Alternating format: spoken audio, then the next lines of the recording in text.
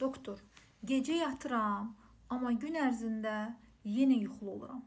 Yuxululuq nə zaman ciddi hesab oluna bilər? Yuxululuq aylarla davam edirsə, gün içində yuxu tutmaları olursa və yanaşı olaraq yaddaş və diqqət zəifləyirsə. Bəs yuxululuğun səbəbləri hansılardır?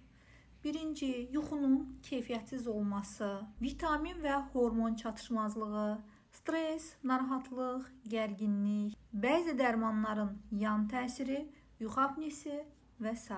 Yuxululuq zamanı evdə nə edə bilərsiniz? Hər gün eyni saatda yatın və oyanın. Yatmazdan ən az 1 saat əvvəl telefonu kənara qoyun. Axşamlar kofein, nikotin qəbul etməyin.